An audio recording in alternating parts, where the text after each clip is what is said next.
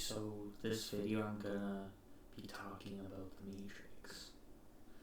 So I'm gonna start by talking about school as a Matrix. What does school do? What's the purpose? Typically it's to find work. So you'll work a 9 to 5 from going to school, 4 years, you get a bachelor degree. You want higher schooling, you get a PhD.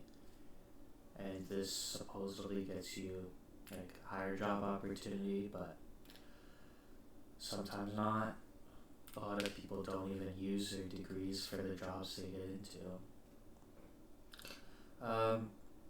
But even if you do get it, it's like you're still trapped, you're still working the 9 to 5. You could be making over $100,000 a year, but your freedom is still limited. What's the point of having all this freedom if in the end you're just not going to even have the time or energy to spend that money to even have the freedom that you've worked so hard for? What's the point? Essentially, you're just around these people that are just in the Matrix, and you're just trying to justify what you're doing these tasks at hand, your job. You're told you're making a difference. Are you really? It's something you should be asking yourself. What really matters? What really matters is flexibility. You want flexibility in your life. You don't want to work for somebody else's agenda. The brain is precious. You should not be a slave to a routine, waking up at the same day every time. Your mind needs to be free. It can't be waking up at the same time every day. Your mind is dynamic. It needs difference. It needs different. It needs to be keeping fresh. It needs to be different routine, that you should never be in a habit, like with your mind. It should always be different every day, having different routines. You don't want to be around these people that are in these routines. It's just going to translate into negativity, ultimately. So essentially, is what I'm saying is you want to get away from people that are on the spectrum. You want to get away from people that don't really see what's wrong. You want to get away with people that just don't have conscience, don't have good intuition.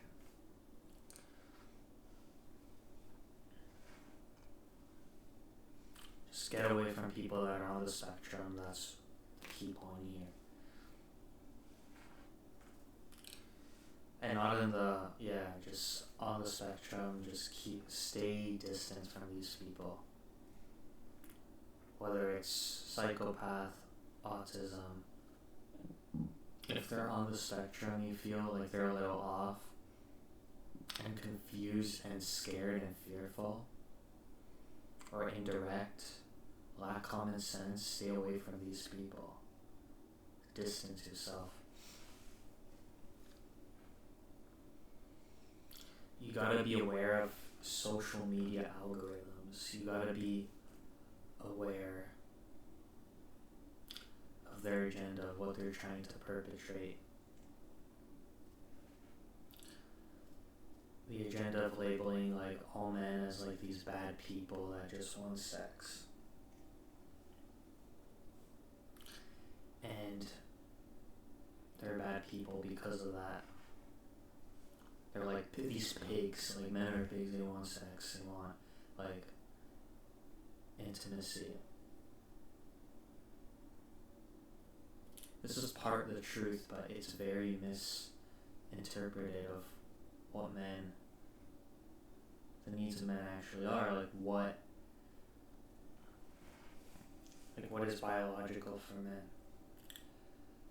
It is essential for men to exercise their dominance. This is why men come across as aggressive sexually and more like involved, more demanding of this, because you gotta exercise your dominance.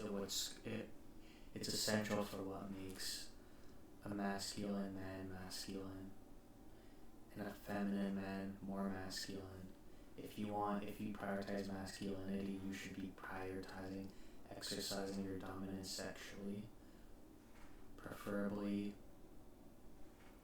woman, because it's easier, it's more masculating to do with women, not men. Men is more unnecessary, it's not needed. The same as with women to retain masculinity.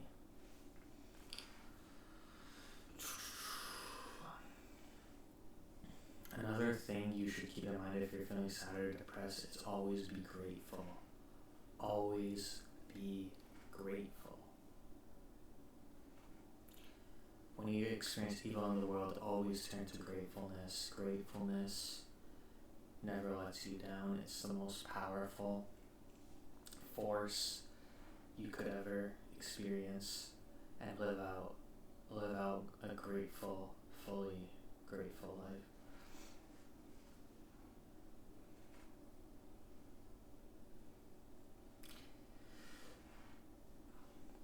What value would good health be if everybody in the world had good health?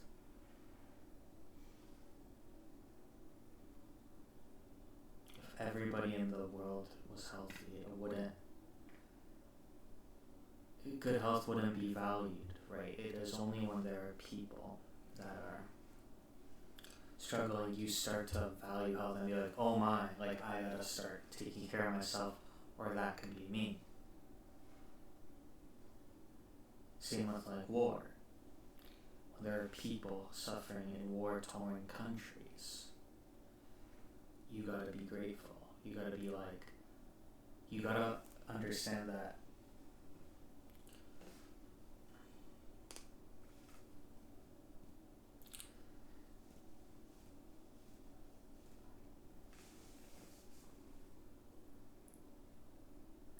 you gotta be grateful for the opportunity to always better your scenario.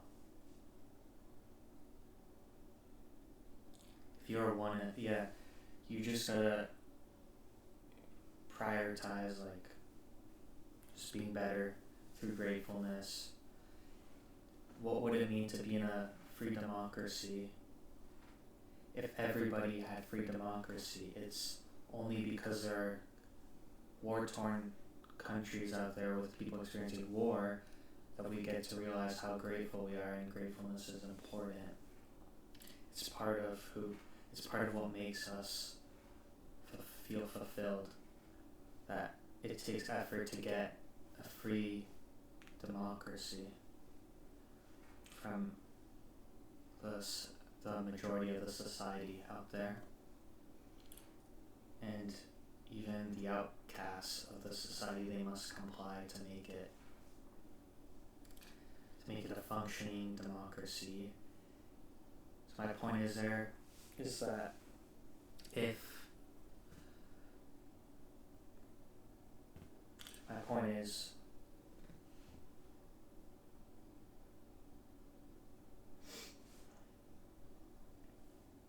democracy wouldn't mean much if we didn't have democracy. Democracy wouldn't mean much if everybody had free will and democracy and wasn't in war-torn country. Like peacefulness wouldn't mean much if everybody had peace. It's only when there's people out there that are suffering that we realize that peacefulness is something that we gotta work towards. It's not given. It's something that we have to work for.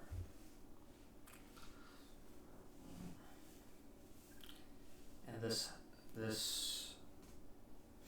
happens through courage to seek correction in the world. It's not gonna come easy, but it's a battle worth fighting.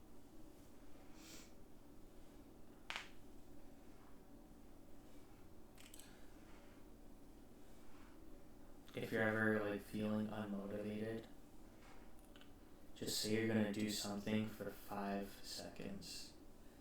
And it should be easier because the first step at getting up is always gonna make it easier to keep going. If you're doing something already for 5 seconds, you could do it for more than 5 seconds. Because why would you just do it for 5 seconds? Do it for the 5 seconds and then keep on doing it. Because why stop after 5 seconds? The goal is just to psychologically get in the groove. And if you just tell yourself to do it for 5 more seconds, you're going to do it for more than 5 seconds.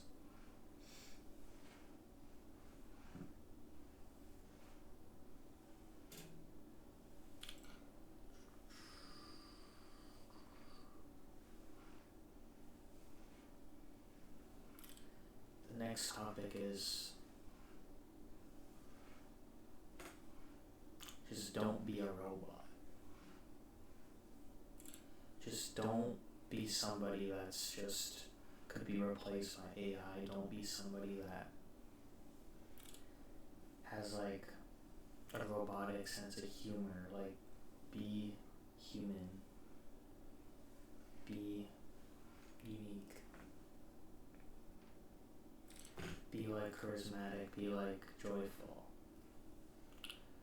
But not too joyful. Be like a real human joyful, not like too extra. Don't be a form of joyful that's over the top. Like you're getting brownie points from somebody. Just be a normal, good level of of joyful. Don't be obsessed with the consumption of irrelevant things.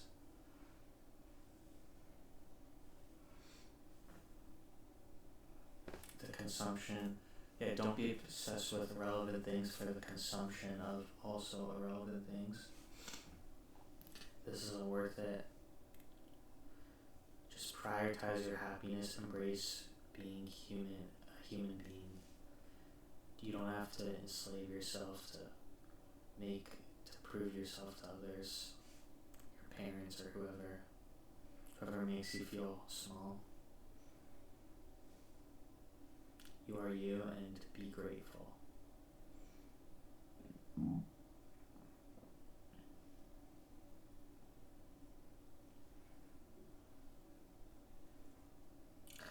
The next thing is the Matrix. In the Matrix video, is the universe is a dream. So people ask the question a lot: why is the universe created? Who created it? Why? What is this? How did the universe start? And I've come to the conclusion that none of that really matters. None of that. Because let me explain. The universe, for something to be created from nothing, that in itself is fundamentally flawed, because something cannot be created from nothing. So what I came up with is a way that gets you to understand like what the universe really is, and I conceptualized it as a dream. Universe is a dream. The reality is like a mass dream. It's all a dream. It's all part of a dream, right? Because nothing could be created from nothing. If you had a dream right now, and you imagined yourself playing in the sand, playing with the sand as a baby, right, or something like that, and you were playing, and you had a pail, you put the sand in a pail and you made a sandcastle. How did the pail get created? Like where did the pail come from? Like, you See, none of this is actually real. So it's like almost, it's just sort of there. Like, how did the process of the pill get created? Like, this is something that's just there. And what makes me think the universe is a dream also is that dreams are forgotten. When you have a dream, it goes forgotten after a few days or whatever. Because life has death in it.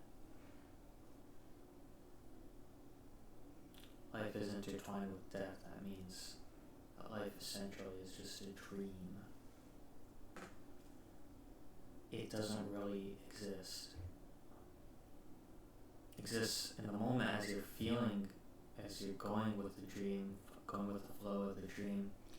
But as you die, it's as if you never existed, period.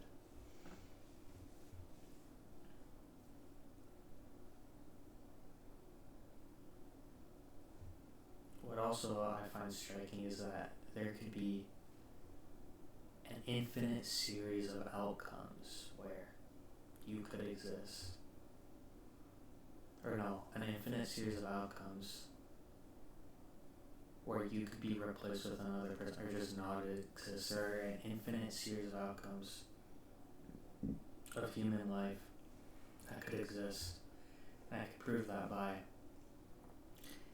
at the beginning of time, if the main purpose was to produce as many kids as possible from each mother, each boy, girl, and they reproduce as much kids as they can,